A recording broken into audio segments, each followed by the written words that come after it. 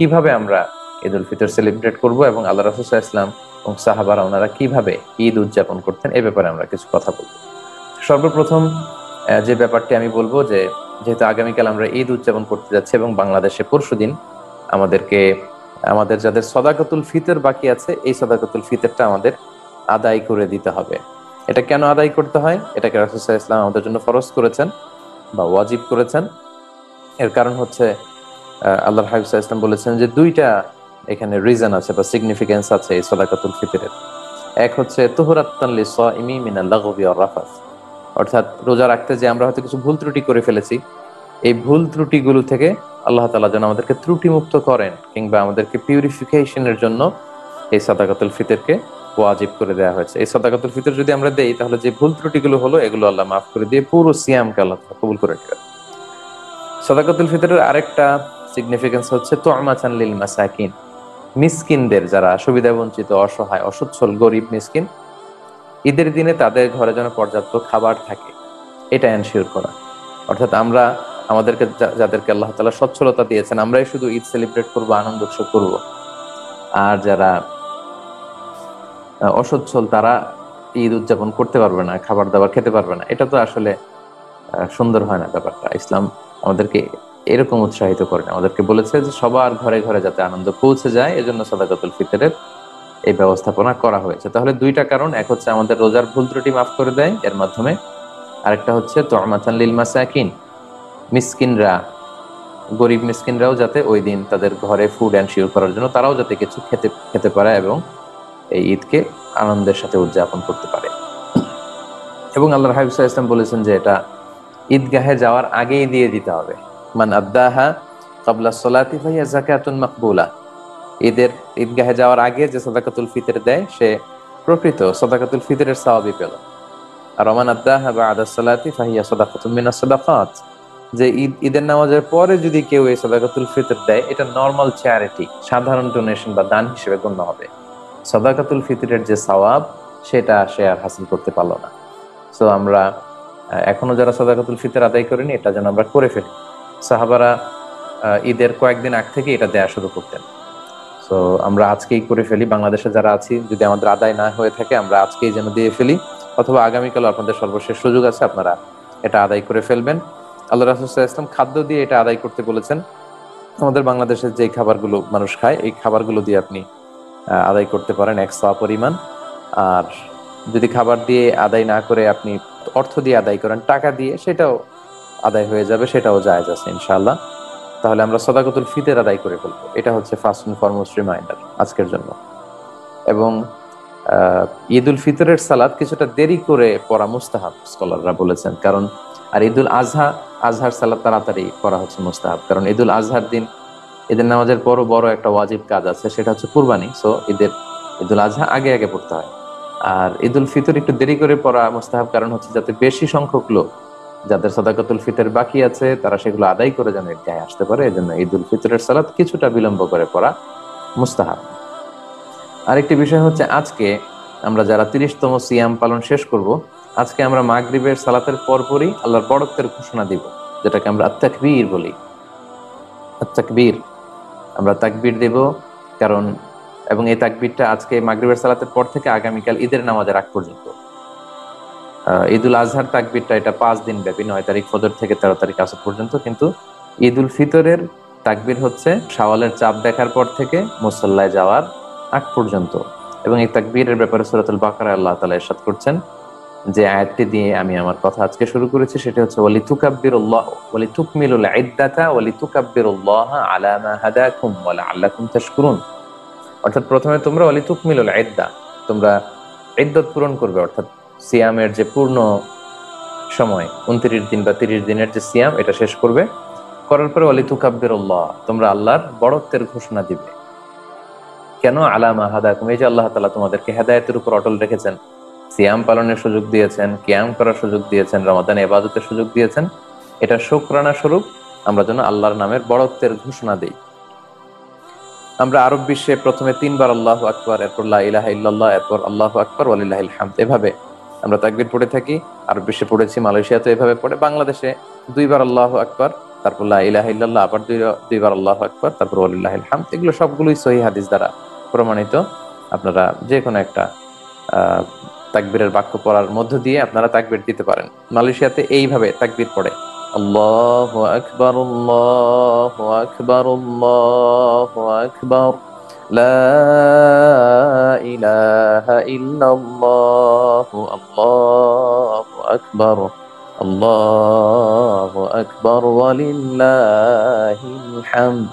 খুব চমৎকার একটা মেলোডিতে তারা ঈদের সালাতের আগে ইমাম মুয়াজ্জিনরা সবাই মিলে পড়ে, পাশাপাশি মুসল্লিরাও সবাই পড়ে। খুব চমৎকার একটা ইবাদতের ভাব গাম্ভীর্যময় পরিবেশের মধ্যে তারা ঈদ সেলিব্রেট করে।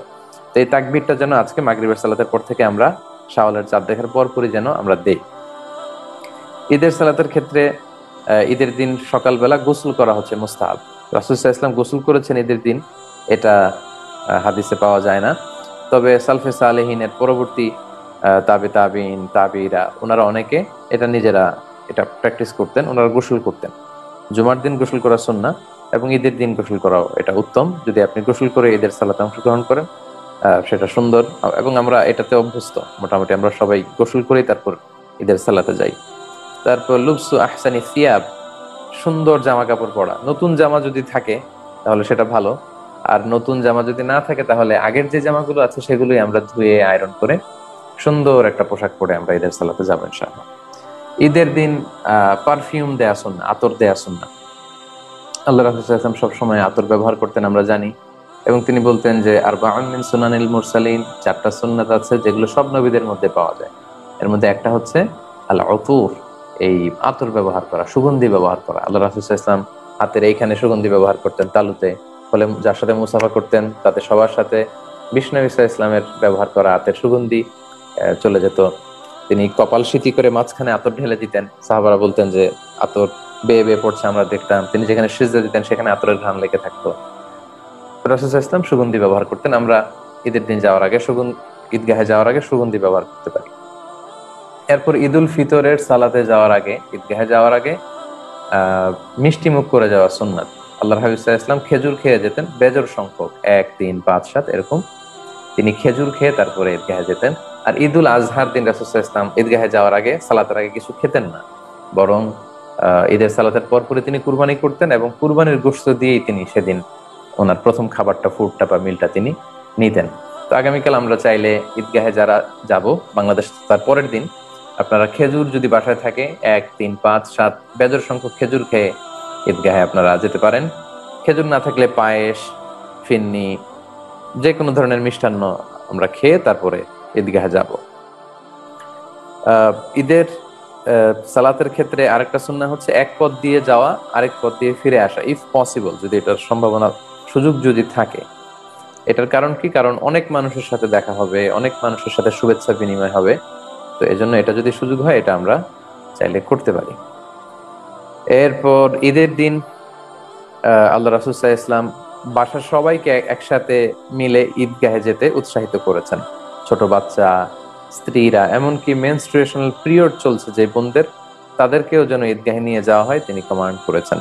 এর কারণ কি? কারণ এটা হচ্ছে আমাদের একটা ফেস্টিভ্যাল, একটা রিলিজিয়াস ফেস্টিভ্যাল। এটা আমাদের the biggest festival of Muslim community. So আমরা ঈদ উৎসব করবো, আমাদের বোনেরা, আমাদের বাচ্চারা ঘরে থাকবে এমনটা না, সবাই মিলে যেন আমরা ঈদগাহে যাই। আরব বিশ্বে আমরা সেটাই দেখেছি, নারী পুরুষ সবাই মিলে ঈদগাহে এসে, মসজিদে এসে ঈদ উদযাপন করছে। মালয়েশিয়াতেও আমরা এটা দেখেছি। আমাদের বাংলাদেশেও জাতীয় মসজিদ বাইতুল মোকাররমেও নারীদের জন্য আলাদা নিচের ফ্লোরে ব্যবস্থাপনা আছে, ওনারা সেখানে আলাদা অজুখানা আছে, আলাদাভাবে আলাদা প্রবেশ পথ, সেখানে পড়তে পারেন। আমাদের জাতীয় যে জাতীয় ঈদগাহ ময়দানেও বোনদের জন্য আলাদা ঈদের সালাত পড়ার ব্যবস্থাপনা আছে। তো তার মানে রাষ্ট্রীয়ভাবেও কিন্তু আমাদের নারীদের ঈদের সালাতের ব্যবস্থাপনা আছে। তো এক্ষেত্রে শর্ত হচ্ছে তাদের সেফটি, সিকিউরিটি, তাদের পর্দা, এই বিষয়গুলো এনশিওর করতে হবে। এগুলো যদি এনশিওর করা যায়, তাদের ঈদগাহে বা মসজিদে যাবে প্রবেশ পথ ভিন্ন, তাদের অজুখানা ভিন্ন, তাদের সেফটি, সিকিউরিটি, তাদের হেজাব, এগুলো যদি এনশিওর করা যায়, আমাদের অন্যান্য জেলাতেও আমরা আস্তে আস্তে চাইলে কিন্তু এটা পালন করতে পারি, যাতে করে মেয়েদের অংশে মেয়েরা সালাত করলো। এবং এটা গুরুত্বপূর্ণ এজন্য কারণ ইমাম সাহেব ঈদের খুতবায় উম্মার বিভিন্ন ক্রাইসিস নিয়ে, বিভিন্ন সামর্থ্য, সম্ভাবনা, এগুলো নিয়ে কথা বলবে। এই যে রিসেন্ট টাইমে আমরা দেখতে পাচ্ছি ফিলিস্তিনে খুব ন্যাক্কারজনক ভাবে ইসরায়েলি হামলা হচ্ছে। তো অবশ্যই এটা যেহেতু রিসেন্ট ঘটনা, ঈদের খুতবা এটা নিয়ে কথা বলা উচিত। আমাদের পুরো বছর ব্যাপী বিভিন্ন বিষয় নিয়ে গাইড করবেন, আমাদেরকে বিভিন্ন বিষয় নাসিহত করবেন। তো এটা শুধু আমরা পুরুষরা শুনবো, আমাদের বোনেরা শুনবে না, নারীরা এত বড় সেলিব্রেশনকে মিস করবে, এটা আসলে ইসলাম চায় না। সো তাদের সেফটি, সিকিউরিটি, নিরাপত্তা, ফিতনার আশঙ্কা যদি না থাকে, আমরা কিন্তু আমাদের বোনদেরকে নিয়েও যেখানে ব্যবস্থাপনা আছে আমরা একসাথে আনন্দের সাথে ঈদ উদযাপন করতে পারি। আমরা সবাই জানি যে ঈদের সালাত হচ্ছে 2 রাকাত। আমাদের বাংলাদেশে অতিরিক্ত 6টি তাকবীর দেওয়া হয়। প্রথম রাকাতে 3 তাকবীর, পরের রাকাতে 3 তাকবীর। প্রথম রাকাতে সানা পড়ার পরে কেরাত শুরুর আগে 3 তাকবীর, আর দ্বিতীয় রাকাতে কেরাত শেষ করার পরে রুকুতে যাওয়ার আগে 3 তাকবীর।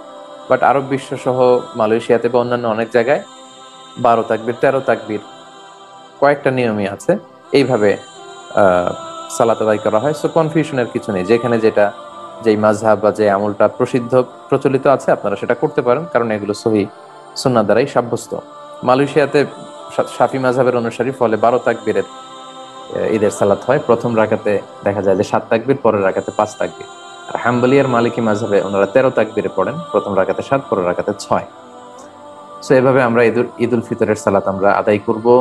এবং আল্লাহ রাসূল সাল্লাল্লাহু আলাইহি ওয়াসাল্লাম ঈদুল ফিতরের সালাতে হাদিসে এসেছে যে প্রথম রাকাতে সূরা আ'লা পড়তেন, সাব্বিহ ইসমা রাব্বিকাল আ'লা। দ্বিতীয় রাকাতে গাশিয়া পড়তেন, সূরাতুল গাশিয়া। আরেক বর্ণনায় এসেছে প্রথম রাকাতে সূরা কাফ পড়তেন এবং দ্বিতীয় রাকাতে তিনি সূরাতুল কামার পড়তেন। এগুলো আবশ্যকীয় কিছু না, যেহেতু হাদিস আমরা পাই।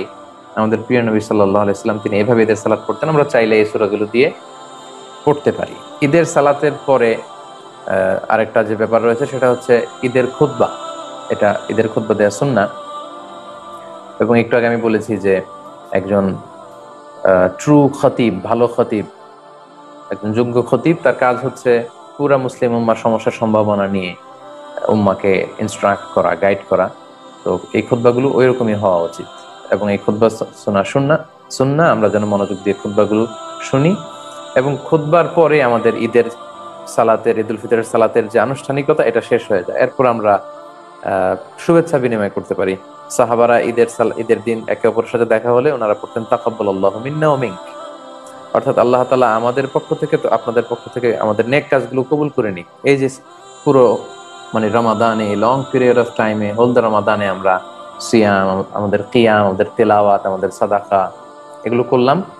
আল্লাহ তাআলার কাছে আমরা দোয়ার মতো করে এটা কিন্তু বলতে পারি যে তাকাব্বালাল্লাহু মিন্না ওয়া মিনক, আল্লাহ তাআলা আমার ইবাদত, আপনার ইবাদত, এগুলো কবুল করে নিক। এটা ছাড়াও সুন্দর, সৌজন্যমূলক যে কোনো ভদ্র ভাষার ডিসেন্ট কোনো ওয়ার্ড দিয়ে আমরা শুভেচ্ছা বিনিময় করতে পারি। আমাদের বাংলাদেশে আমরা সাধারণত ঈদ মুবারক বলে অভ্যস্ত। এটা খুবই সুন্দর একটা ফ্রেজ, খুবই সুন্দর শব্দ। ঈদ মুবারক মানে ঈদ আমাদের জন্য বরকতময় হোক, full of blessings and mercy হোক। চমৎকার একটা শুভেচ্ছা বিনিময়ের বাক্য, আমরা এটা বলতে পারি। অন্যান্য দেশে, অন্যান্য কালচারে যে সমস্ত শব্দ বা শব্দগুচ্ছের মাধ্যমে, ফ্রেজের মাধ্যমে শুভেচ্ছা বিনিময় করা হয়, আমরা এগুলো সবগুলোই করতে পারি, এতে কোনো বিধি নিষেধ নেই ইনশাআল্লাহ। তবে সাহাবারা তাকাব্বালাল্লাহু মিন্না ওয়া মিনক এটা পড়তেন। আমরা যেন এই সুন্নাহর সাথেও যাতে বা সাহাবাদের এই শুভেচ্ছা পদ্ধতির সাথেও যেন আমরা পরিচিত হই, আমরা চাইলে এটাও মুখস্থ করে একে অপরের সাথে শুভেচ্ছা বিনিময় করতে পারি। পাশাপাশি আমাদের দেশে মুসাফাহা করা, মুআনাকা করা, এগুলো সবগুলোই প্রশংসিত, এগুলো সবগুলোই করা যেতে পারে। আমাদের বাংলাদেশে ঈদের সালাতের পরে দল বেঁধে গ্রামে দেখা যায় যে লোকজন কবর জিয়ারত করতে যায়। এটা ঈদের দিনের জন্য এরকম খাস করে নেয়া, অনেক স্কলাররা এটাকে মাকরু বলেছেন। যেহেতু ঈদ হচ্ছে একটা আনন্দের দিন, কবরে গেলে মানুষের কান্না আসে। হ্যাঁ, যাদের রেগুলার বেসিসে কবর জিয়ারত করার অভ্যেস আছে, সবসময় কবর জিয়ারত করা যায়। কবর জিয়ারত করা সুন্নাহ, কবর জিয়ারত করা এটা একটা ইবাদত, এবং ইবাদত হতে হবে শরীয়তের দেখানো পন্থায়। সো ঈদের দিনের জন্য খাস মনে করা, এরকম মনে করে এটা করা উচিত নয়, এটাকে অনেকে মাকরু বলেছেন। আর কারো যদি আদাত, অভ্যেস থাকে যে প্রতিদিনই তিনি তার মায়ের কবরের সামনে যে জিয়ারত করেন, তাহলে সেটা তিনি করতে পারেন ইনশাআল্লাহ। তাহলে সম্মানিত, শুধু এভাবে কোরআন এবং সুন্নাহর আলোকে এই যে পয়েন্টস গুলো আপনাদের সামনে আমি উল্লেখ করলাম, এগুলোর মাধ্যমে কিন্তু, এগুলো ফলো করে কিন্তু আমরা চমৎকার ভাবে আমাদের ঈদুল ফিতর আমরা সেলিব্রেট করতে পারি। এবং আমি বলেছি যে ঈদের দিন রোজা রাখা হারাম, অর্থাৎ আগামীকাল আমাদের যে ঈদুল ফিতর, আমরা এদিন রোজা রাখতে পারবো না, আবার ঈদুল আজহার দিনে রোজা রাখতে পারবো না, আবার ঈদুল আজহার পরের যে 3 দিন, এই 5 দিন রোজা রাখা যায় না। কারণ এগুলো হচ্ছে আল্লাহর মেহমানদারির দিন।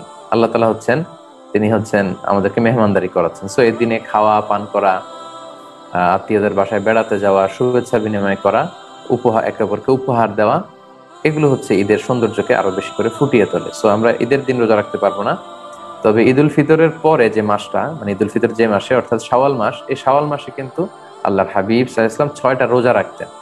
সো যেহেতু এটা কানেক্টেড, এজন্য আমি একটু করে বলে রাখি। আবু আইয়ুব আনসারী রাদিয়াল্লাহু তাআলা আনহুর বর্ণনায় এসেছে যে আল্লাহর হাবিব সাল্লাল্লাহু আলাইহি ওয়াসাল্লাম বলেছেন, মান সামা রমাদানা সুম্মা আতবাআহু সিত্তাম মিন শাওয়ালিন কানা কাসিয়ামিদ দাহর। যে ব্যক্তি রমাদানের সিয়াম পালন করলো, এর পর শাওয়াল মাসে আবার 6টা রোজা রাখলো, সেজন্য সারা বছর ব্যাপী রোজা রাখলো। সুবহানাল্লাহ বিহামদি। অনেক বড় একটা সুযোগ আমাদের। রমাদান রোজা রেখে কেউ শাওয়ালের 6 রোজা রাখলে, সারা বছর রোজা রাখলে যে সওয়াব, সে পরিমাণ সওয়াব রিওয়ার্ড আল্লাহ তাআলা তার আমল নামায় দিয়ে দিবে।